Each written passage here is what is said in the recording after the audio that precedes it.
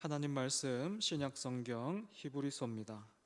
히브리서 1장 1절에서 4절 말씀. 히브리서 1장 1절에서 4절 우리 같이 읽을까요? 히브리서 1장 1절에서 4절입니다. 시작.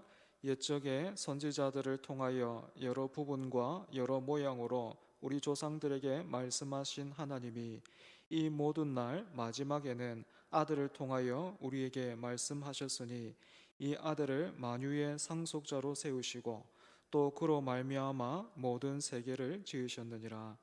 이는 하나님의 영광의 광채시요 그 본체의 형상이시라.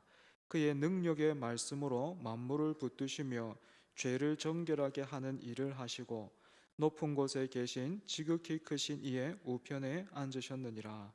그가 천사보다 훨씬 뛰어남은 그들보다 더욱 아름다운 이름을 기업으로 얻으심이니. 아멘. 읽은 말씀을 본문으로 해서 예수님의 정체와 사역이라는 제목으로 백종수 목사님 말씀 전해 주시겠습니다.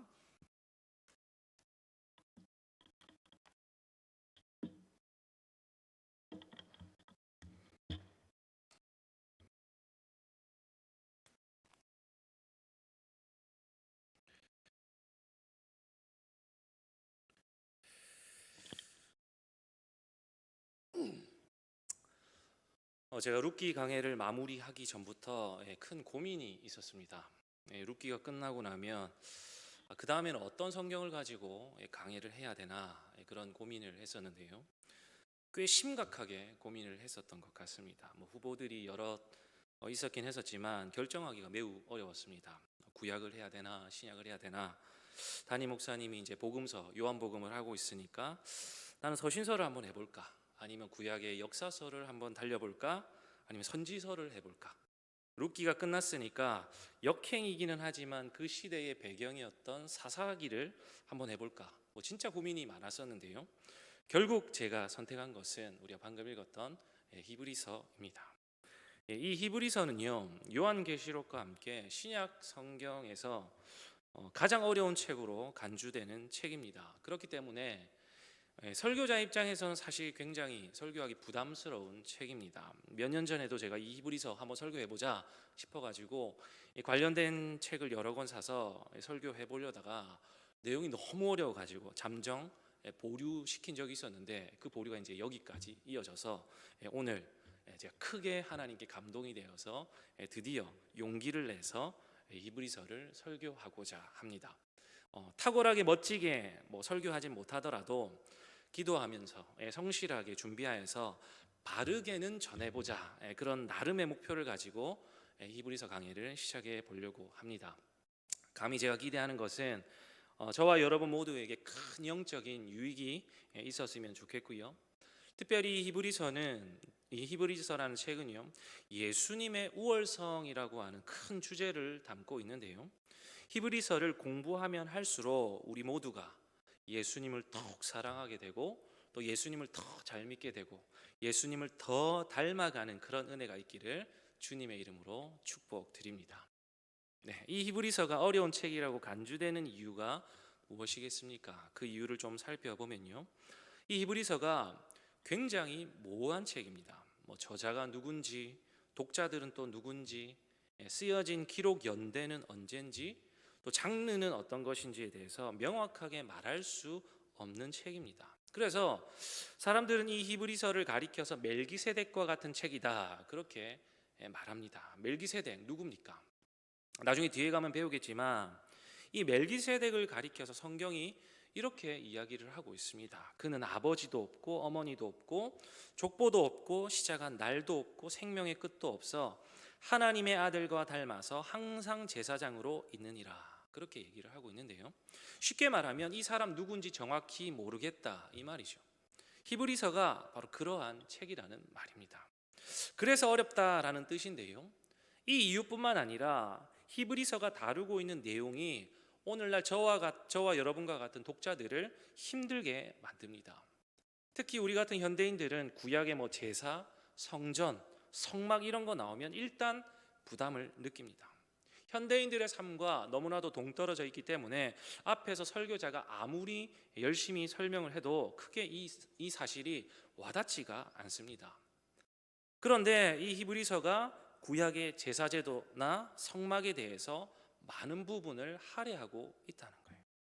그렇기 때문에 이 내용을 이해하는 것도 어렵고 또 오늘날 신자들 사이에 간극이 너무 크기 때문에 적용하기 어려운 게 사실이고요. 그래서 여러분들은 아마도 믿음장이라고 하는 히브리서 11장 말고는 설교를 잘 들어보지 못했을 것입니다.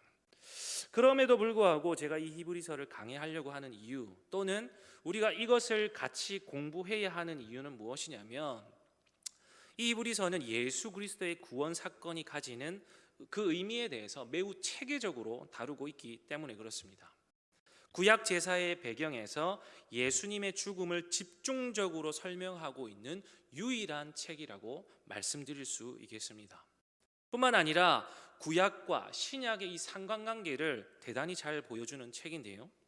구약과 신약은요, 별개의 것이 아니죠. 구약 따로 신약 따로 이렇게 따로따로 존재할 수 없는 것인데요. 이 히브리서는 구약과 그리스도를 비교함으로써 연속적인 측면을 다루고 있고요. 또한 불연속적인 면들은 대조를 통해서 또 설명을 하고 있습니다. 다시 말씀드리면 구약의 계시와 예수님의 계시를 비교, 대조하는 방식을 통해서 우리 예수님이 얼마나 우월하신가, 바로 그것을 드러내고 있는 것이죠. 때문에 저와 여러분은 이 히브리서를 공부하면 할수록 우리 예수님이 얼마나 우월하신가, 그것에 대해서 확신할 수 있어야 되는 것입니다. 유명한 본문인데요, 마태복음 17장에 가보면 변화산 사건, 흔히 말해서 변화산 사건이 기록되어져 있습니다. 예수님이 베드로, 야고보, 요한을 데리고 높은 산으로 올라가셨는데요, 그때 얼굴이 해같이 빛나고 옷이 빛과 같이 휘어졌고요, 모세와 엘리야가 예수님과 더불어 말하는 것이 제자들에게 보여집니다. 그때 베드로가 예수님한테 뭐라고 말한지 아십니까? 우리가 여기 있는 것이 좋사오니 주께서 원하시면 초막셋을 짓겠습니다. 하나는 주님을 위해서, 하나는 모세를 위해서, 하나는 엘리야를 위해서 짓겠습니다. 얼마나 좋았는지 베드로가 신이 나서 이렇게 말을 합니다. 그런데 그 뒤에 바로 이어지는 말씀이 무엇이냐면, 호련히 빛난 구름이 그들을 덮으며 구름 속에서 소리가 나서 이르시되 이는 내 사랑하는 아들이요 내 기뻐하는 자니 너희는 그의 말을 들으라 하시는지라. 제자들이 듣고 엎드려 심히 두려워하니. 바로 이어지는 본문이 이런 말씀입니다. 베드로가 변화되신 그 예수님을 보면서 신이 나서 했던 그 말을 이해하지 못하는 것은 아닙니다. 자, 그런데 이 베드로가 이 순간에 예수님의 얼굴이 그렇게 변화됐던 이 순간에 실수한 것이 무엇이겠습니까? 예수님과 모세와 엘리야를 동일한 선상에 놓고 비교했다는 것이죠. 쉽게 말하면 같은 급으로, 예수님을 같은 급으로 생각했다라는 겁니다. 베드로의 말의 의도가 무엇이든 그는요, 예수님에 대한 왜곡된 신앙을 가지고 있었던 것이지요. 그러니 호련히 빛난 구름 속에서 소리가 나는 겁니다. 어떻게 해요? 이는 내 사랑하는 아들이다, 내 기뻐하는 자다, 너희는 그의 말을 들어야 된다, 그렇게 말하는 거죠. 무엇입니까? 모세나 엘리야가 아무리 뛰어난 선지자라고 하더라도 아들 예수님만이 유일한 계시자다, 그렇게 말하는 겁니다. 그분만이 유일한 경배의 대상이라는 말 아니겠습니까? 히브리서를 통해서 우리가 이런 예수님의 우월성을 배우게 되는 것입니다. 자, 그렇다면 히브리서는 예수님이 얼마나 우월한지 그것을 배우는 것으로 끝나겠습니까? 아니지요. 히브리서는 예수님의 우월성, 그분의 은혜, 이것을 강조하는 것으로만 끝나지 않고요, 새 언약 백성으로서의 그 삶에 대한 책임까지도 함께 다루고 있습니다. 오늘날 한국교회가 현세적인 복은 누릴 줄 알았지 구원받은 백성으로서의 그 거룩한 책임을 다하지 못해서 예수님의 은혜를 얼마나 싸구려로 만들어 놓았습니까? 그렇기 때문에 우리는 예수님의 우월성을 배우면 배울수록 그분의 영광 앞에 더 겸손한 성도들이 되어서 기꺼이 주의 말씀을 살아내고 열매 맺을 수 있어야 되는 것입니다. 그런 은혜가 우리에게 있기를 주님의 이름으로 축복합니다. 자, 본문에 들어가기에 앞서서 제가 앞서 히브리서는 모호한 책이다, 모든 것이 좀 불명확하다 그렇게 말씀을 드렸는데요. 몇 가지 배경적인 것에 대해서 살펴보고 오늘 본문으로 들어갔으면 좋겠습니다. 먼저 저자가 누군지 살펴볼 텐데요. 히브리서의 저자는 누구겠습니까? 전통적으로는요, 사람들은 이 히브리서의 저자를 바울로 믿어왔습니다. 종교개혁 전까지만 하더라도 동방교회나 서방교회나 바울이 이 히브리서를 썼다, 그렇게 믿어왔었는데요. 오늘날 대부분의 학자들은 이 바울이 썼다는 것에 대해서 대단히 회의적입니다. 왜냐하면 히브리서는요, 바울이 쓴 여러 서신들과 스타일이 너무 다릅니다. 바울 서신들은요, 나름의 어떤 스타일이나 패턴이 있습니다.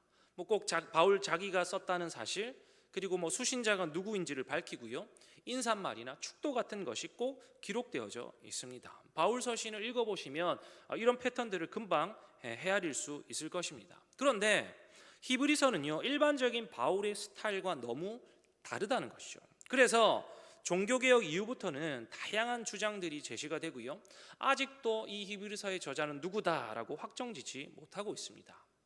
그래서 그런지 알렉산드리아의 오리겐이라고 하는 신학자는요, 이 히브리서를 누가 썼는지는 우리 하나님만 아신다, 그렇게 말을 하기도 했습니다. 자, 그렇다면 이 히브리서의 수신자, 청중은 누구겠습니까? 이것도 여러 가지 이야기들이 있지만 유대인 기독교인들이다라는 주장이 전통적으로 받아들여져 왔습니다. 그것에 대한 근거가 무엇이냐면 히브리서를 읽어보면 구약 인용이 대단히 많다는 겁니다. 특히 구약 제사와 관련된 인용이 많은데요, 그만큼 청중들은 구약과 친밀하고 익숙한 사람들이었을 것이다, 그런 근거를 가지고 유대인이었을 것이다, 그렇게 얘기를 하는 겁니다. 물론 이것에 대한 반론으로 이방인 그리스도인들이었을 것이다 라는 주장이 있기도 하지만 대부분의 학자들은 적어도 희생 제사에 관심이 있는 유대인 그리스도인들이었을 것이다 라는 그 주장에 더 많은 힘을 실어주고 있습니다. 자, 그렇다면 저자가 이와 같은 유대인 기독교인들에게 이 히브리서를 쓰고 있는 이유가 무엇이겠습니까?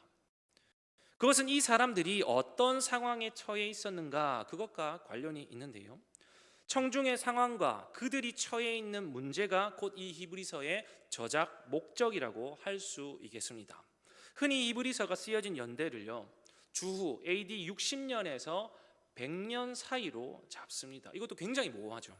그리고 수신자를 로마에 살고 있던 유대인 기독교인들이다, 그렇게 전제를 하는데 당시 예수님 사후 AD 100년까지 크게 3번의 대박해가 있었다라고 전해집니다.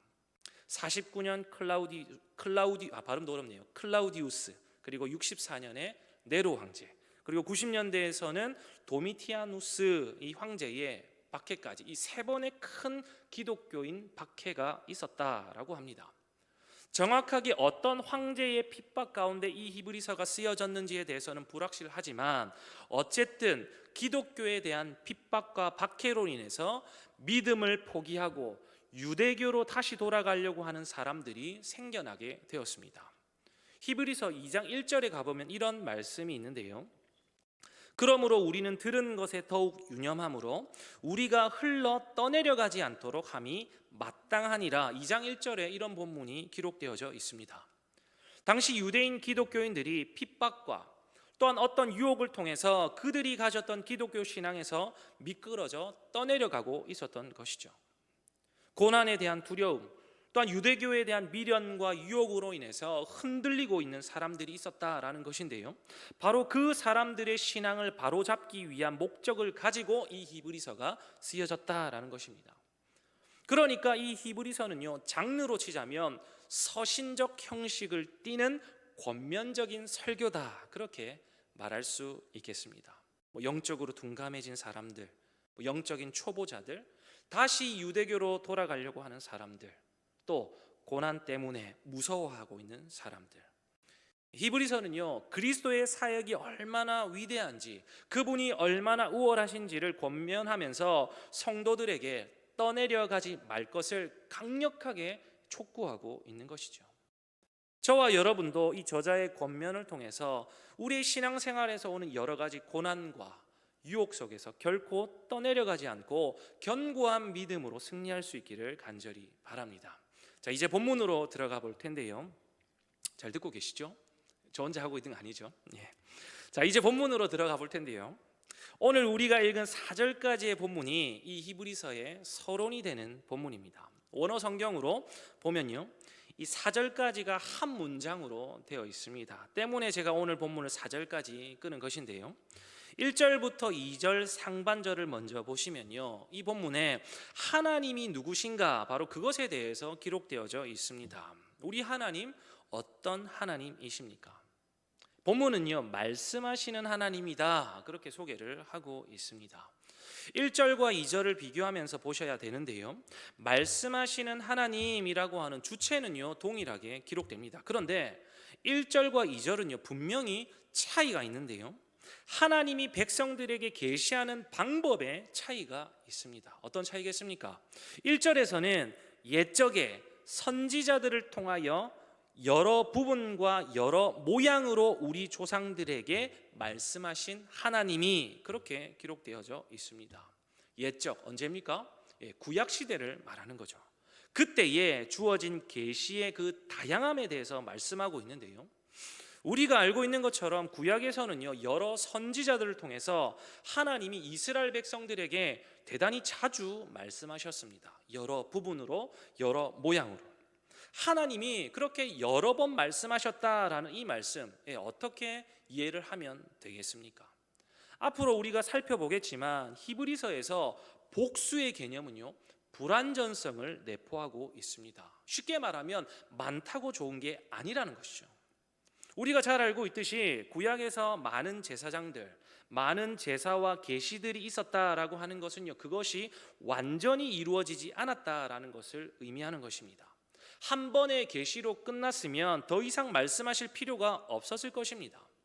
물론 우리 하나님의 계시가 불완전하다라는 말은 아니죠. 그 계시를 받은 사람들, 즉 조상들에게 문제가 있었던 것인데요, 그렇게 여러 번 말씀하신 하나님이 2절에 가서는요 그 말씀하시는 방법을 바꾸십니다. 어떻게 바꾸겠습니까? 이 모든 날 마지막에 누구를 통해서요? 아들을 통해 우리에게 말씀하셨으니 라고 기록되어져 있습니다. 사랑하는 여러분, 성경이 목적하는 것은요 하나님이 누구신가 하는 것을 가르쳐 주는 겁니다. 그것이 성경의 목적입니다. 그런데 옛 시대에는 많은 사람들을 통해서 하나님이 누구신가 하는 계시가 전해졌지만 그것은요 불완전했습니다. 그런데 이제 새로운 시대에 아들을 통하여서 하나님이 말씀하십니다. 그 계시는 완전하고 또 최종적이어서 더 이상 다른 계시를 필요로 하지 않습니다. 무슨 말이겠습니까? 지금 1절과 2절에서 말씀하시는 하나님이다라고 하는 주체는 동일하지만 계시의 전달자가 선지자와 아들 예수님으로 구분되어지죠. 이들은요 근본적으로 다른 존재입니다. 모세가 또 사무엘이 아무리 날고 기어도 아들 예수님과는 근본적으로 차이가 있는 것이죠. 과연 어떤 차이가 있겠습니까? 2절 하반절부터가 바로 그 차이에 대해서 기록을 하고 있는데요, 하나하나 살펴보면서 도대체 아들 예수 그리스도가 누구신지 그분의 정체에 대해서 한번 살펴봤으면 좋겠습니다. 먼저 그분은요 만유의 상속자입니다. 우리가 부모로부터 약간의 상속만 있어도 어떻습니까? 좋죠. 그런데 아들 예수는요 만유의, 만물의 상속자다, 그렇게 이야기를 하고 있죠. 달리 말하면 모든 우주 만물이 다 그분의 것이다 라는 것입니다. 자, 그런데 놀라운 사실은 무엇이냐면 그 상속자이신 아들 예수께서 그 만물을요 성부 하나님과 함께 창조하셨다라는 사실입니다. 아들이신 그리스도께서는 어느 순간 그냥 때가 되어서 하나님으로부터 만물을 그냥 얻어내신 것이 아니지요. 태초에 성부 하나님과 함께 그 만물을 만드셨고요. 그와 동시에 그 만물의 상속자이시기도 한 것입니다. 사랑하는 여러분, 예수 그리스도는요, 하나님의 본성과 속성을 그대로 가지신 고유하고 영원한 아들이십니다. 하나님과 신적인 속성을 공유하는 분보다 하나님과 그분의 뜻을 더 잘 보여줄 수 있는 존재가 있겠습니까? 없지요. 때문에 독자들은요, 아들 예수를 통해서 하나님이 하시는 말씀이 무엇인지 그것에 주목해야 되는 것입니다. 제가 앞서 히브리서의 독자들이 처한 상황, 그것이 어떻다라고 말씀을 드렸습니까? 그들이 기독교 신앙으로 인한 핍박 또는 유혹 때문에 유대교로 다시 돌아가려고 하는 그런 유혹 가운데 있는 상황이다, 제가 말씀을 드렸습니다. 이미 복음을 듣고 새로운 시대, 새로운 통치 아래로 들어왔으면서도 현실의 고난과 유혹으로 인해서 옛 시대로 다시 돌아간다라고 하는 것은 어리석은 일이죠. 갈라디아서에서도 보면요, 교회 안에 침입한 이 거짓 교사들로 인해서 성도들이 옛 언약, 행위 언약으로 돌아가려는 시도를 했습니다. 그러다가 성령으로 시작하였다가 이제는 육체로 마치겠느냐 하면서 바울에게 호되게 혼이 납니다. 사랑하는 여러분, 기억하시길 바랍니다. 우리 아들 예수 그리스도는요, 비교 불가, 대체 불가이신 줄로 믿습니다. 다음으로 3절에서는요, 아들의 정체를 무엇이라고 밝히고 있겠습니까? 자, 보니까요, 하나님의 영광의 광채시여라고 얘기를 하고 있습니다. 이 광채라는 말은요, 빛을 비추는 것과 관계가 있는 말입니다. 제 머리에서도 광채가 나고 있죠. 웃기려고 했는데 아무도 안 웃으시면 제가 굉장히 긴장을 합니다. 자, 어쨌든 넘어가겠습니다. 자, 하나님의 영광의 광채시여, 그렇게 얘기를 하고 있는데, 이 광채라는 말은요, 빛을 비추는 것과 관계가 있는데 두 가지의 의미를 내포하고 있습니다. 하나는요, 직접 빛을 발산하는 적극적인 의미가 있고요, 또 하나는요, 빛을 반사하는 소극적인 의미를 가지고 있습니다. 저는 아들 예수님이 하나님과 신적 속성을 공유하시는 분이시기 때문에 적극적인 의미, 그러니까 빛을 발산하고 뿜어내는 의미로 해석하는 게 맞다, 그렇게 생각이 드는데요, 이유야 어떻든 아들 예수님은 하나님의 영광을 비추기에 조금도 부족함이 없다라는 것입니다. 아들이시기에 하나님의 영광, 즉 그분이 어떤 분이신지를 가감없이 이 아들은 드러내 보이신다는 거죠. 자, 다음으로 이어지는 말은요, 그 다음은요, 그 본체의 형상이라는 말입니다. 그게 예수님의 정체인데요, 예수님을 가리켜서 하나님 본체의 형상이다라고 말을 하는데, 이 형상이라는 말의 의미가 무엇이겠습니까? 쉽게 말하면 인장이나 어떤 각인 같은 것을 의미합니다. 우리가 도장을 파서요, 이 도장을 찍으면 도장이 파여 있는 그대로 종이에 찍히게 됩니다. 바로 이 형상이라는 말이 가지고 있는 이미지가 바로 이러한 이미지입니다. 그러니까 아들 예수님은요, 하나님의 존재와 본질과 정확하게 일치함으로 하나님을 가장 완전하게 나타내시는 분이신 거죠. 고린도전서 13장에 보면요, 바울이 이렇게 말을 하고 있는데요, 우리가 지금은 거울로 보는 것 같이 희미하나 그때에는 얼굴과 얼굴을 대하여 볼 것이요, 또 지금은 내가 부분적으로 아나, 그렇게 바울이 말을 하고 있습니다.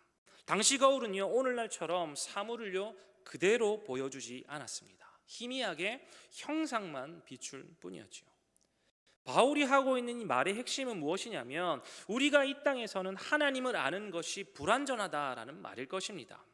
옛적에 여러 번 선지자들을 통한 계시는 마치 이런 희미한 거울과 같았을 것입니다. 그러나 하나님의 영광의 광채이시고 본체의 형상이신 그리스도를 통한 계시는 선명하고 또렷하여서 하나님과 그분의 구원 계획을 명확하게 드러내는 것입니다. 오늘날 저와 여러분은 그리스도를 통해서 하나님을 분명하게 알 수 있으니까 이것이 얼마나 큰 은혜입니까? 자, 이것으로 끝이 아닌데요, 아들 예수님은요, 당신의 능력의 말씀으로 만물을 붙들고 계신다, 그렇게 이야기하고 있습니다.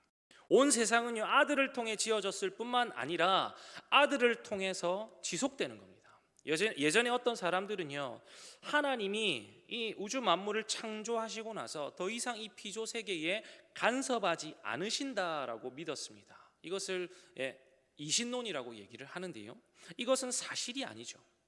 우리 하나님은 창조하신 것으로 끝내지 않고 아들 예수의 능력을 통해서 지금도 여전히 만물을 붙들고 계시고 신실하게 섭리하고 계신 줄로 믿습니다.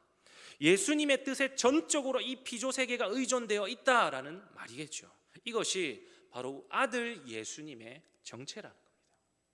자, 그 다음 구절에는요, 그렇다면 그 예수님이 어떠한 사역을 하셨는가, 바로 그것에 대해서 이야기를 하고 있습니다. 제가 오늘 설교 제목을 예수님의 정체와 사역 그렇게 말씀을 드렸는데, 예수님의 정체가 어떤지 나왔고 이제는 사역이 무엇이었는지에 대해서 이야기를 하고 있습니다. 무엇입니까? 죄를 정결하게 하는 일을 우리 예수님이 하셨습니다. 사랑하는 여러분, 히브리서 저자는요 죄를 정결케 하시는 아들의 사역이 그분 자신을 희생 제물로 드리는 육체의 죽음을 필요로 한다는 그 점을 밝힙니다. 우리가 아는 바와 같이 낮아짐의 극치로서 신이신 하나님의 아들이 인간이 되셔서 완전한 순종의 결과로 희생 제물이 되어 주십니다. 이것으로 끝입니까? 아니죠. 가장 낮은 곳으로 가신 아들 예수를 하나님이 당신의 오른편에 앉게 하셨습니다. 이것이 부활이고 승천 아니겠습니까? 이것을 어려운 말로 승귀다 그렇게 말을 하죠. 오른편에 앉았다, 하나님의 우편에 앉았다, 이게 무슨 의미겠습니까? 하나님의 권세를 그분에게 동일하게 수여했다, 바로 그러한 의미입니다. 그 아들 그리스도가 그 하나님의 동일한 권세를 가지시고 지금 저와 여러분을, 우리 교회를 붙들고 계신 것입니다. 자, 이제 마지막 절인데요, 이 마지막 4절은 천사와 아들을 대조적으로 그리고 있습니다. 이 마지막 4절을 풀어보면 예수님은 천사보다 더욱 뛰어난 이름을 가지고 있다, 바로 그러한 뜻인데요. 자, 그 이름이 무엇이겠습니까?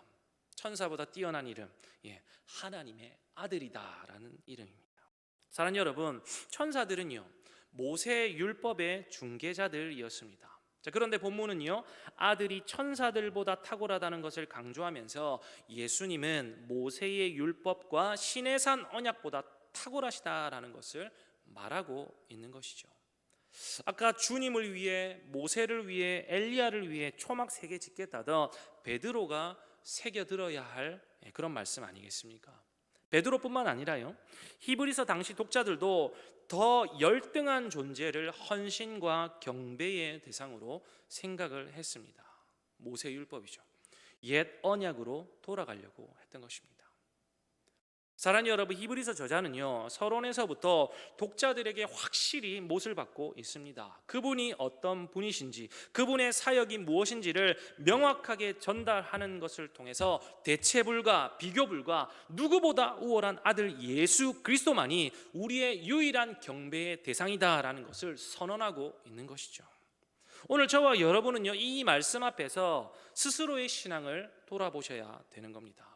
사실 예수님이 누구보다 우월한 존재다라는 사실을 이 자리에 계신 분들 중에 모르는 사람이 있겠습니까?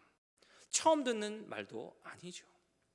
그런데 이 말씀 앞에 우리가 다시금 우리의 신앙을 점검해야 하는 이유는 무엇이냐면, 오늘날 수많은 성도들이 예수님과 더불어 수많은 다른 것들을 함께 섬기고 사랑하고 있기 때문입니다.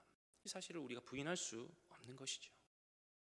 사랑하는 여러분, 제가 어릴 적에 큰 집회 같은 데 가면요 유명한 강사 목사님들이 항상 시작하실 때 나와서 인사처럼 하시던 말이 무엇이냐면, 굉장히 카리스마 있는 목소리로 이 자리에 예수 믿는 사람들 아멘 그렇게 말씀을 하셨어요. 그러면 수많은 청중들이 아멘 그렇게 소리를 외쳤습니다. 저도 함께 아멘 외쳤습니다. 그렇게 스스로가 나는 예수 믿는 사람입니다 라고 자랑처럼 외치던 그 사람들이 너무 많았습니다. 그런데 그렇게 예수를 잘 믿고 섬기던 사람들이 많은 한국교회는 오늘날 왜 이렇게 추락해 버린 것입니까?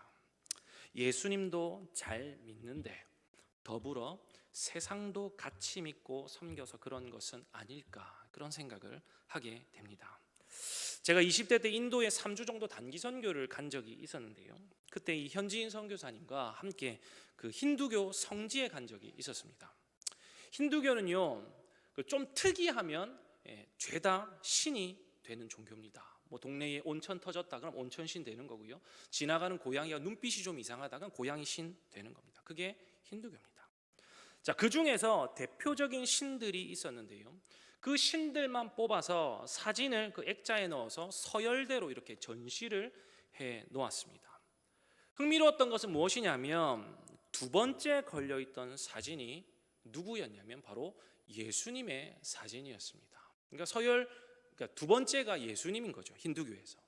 근데 그 옆에 1등 신이 누군가 보니까 아마 많이 보셨을 것 같은데 시바 신이라고요. 다산을 상징하는 시바 신이라고 코끼리 코 이렇게 막 여러 개 달려 있는 파란색 그 괴물 같은 그 놈입니다. 하여튼 걔가 1등이었어요.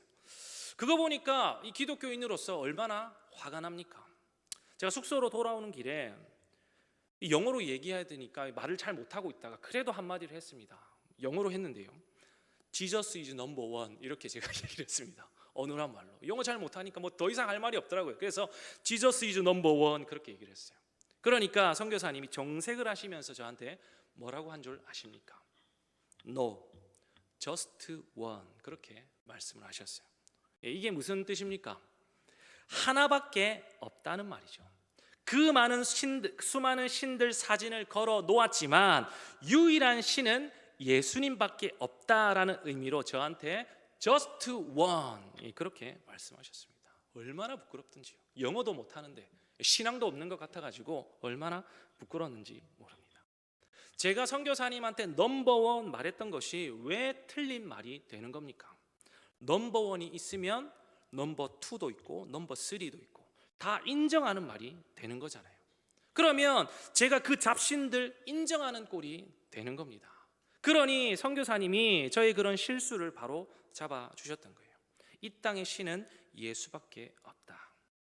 마치 하나님이 베드로에게 나타나셔서 초막 3개 짓겠다던 그의 잘못된 신앙을 바로 잡아주셨던 것처럼 저도 그렇게 교훈을 얻었습니다. 사랑하는 여러분, 말씀 준비하면서 사실 너무나도 당연한 것인데 예수님을 계속해서 묵상하고 떠올리고 과연 나는 예수님을 그 무엇보다도 사랑하는가에 대한 실존적인 그 질문 앞에 섰습니다. 사랑하는 여러분, 예수님 사랑하십니까? 부끄럽게도 목사인 저는요, 예수님도 사랑하지만 이 세상의 좋은 것들도 함께 사랑하는 그런 사람인 것 같았습니다. 예수님이 just one이 아니라 그냥 넘버 원 정도였더라고요. 때로는 넘버 투가 되기도 했고요, 또 넘버 쓰리가 되기도 했습니다. 사랑하는 여러분, 오늘 저와 여러분은요, 진정 이원하신 예수님이 내 삶의 전부인가, 내 유일한 사랑의 대상인가 하는 그 질문 앞에 서서 그 질문 앞에 진실되게 답할 수 있어야 할 것입니다. 그렇게 우리의 신앙을 점검해야 하는 것입니다. 어떠한 고난과 아픔, 어떠한 유혹 속에서도 나는 만유의 상속자이시고 하나님의 영광의 강체이시고 본체의 형상이신 천사보다 뛰어나신 그분을 내 삶의 유일한 신랑으로 섬기고 있는가? 바라기는 여기 계신 우리 모두가 자신 있게 그 질문 앞에서 예 주님 그렇습니다 그렇게 말할 수 있는 그런 믿음 주시기를 간절히 바랍니다. 뿐만 아니라요, 여전히 능력의 말씀으로 우리의 삶을 붙들고 계신 우리 주님 때문에 여러 가지 고난 속에서도 믿음을 잃지 않고 그 신실하신 하나님의 일하심을 기대하면서 버텨내시고 또 견뎌내시는 은혜가 있으시기를 주님의 이름으로 간절히 축복드립니다. 기도하겠습니다. 하나님 아버지, 여전히 지금도 우리의 삶을 그 말씀의 능력으로 붙들고 계신 줄로 믿습니다. 천사보다 뛰어나신 우리 예수님께서, 그 창조자께서 우리의 삶을 주관하고 계시고 우리를 늘 지켜보고 계시며 우리에게 힘 주시는 줄로 믿습니다. 결코 이 세상에, 이 현실에 여러 가지 어려움과 아픔과 유혹 때문에 그 주님을 놓쳐버리지 않도록 도와주시고 하나님께서 이미 우리에게 허락하신 그 은혜를 낭비하지 않는 믿음으로 살아가는 우리 초종계 모든 복된 성도님들 다 될 수 있도록 주여 축복 다하여 주시옵소서. 감사드리고 예수님의 이름으로 기도드립니다. 아멘. 죽도록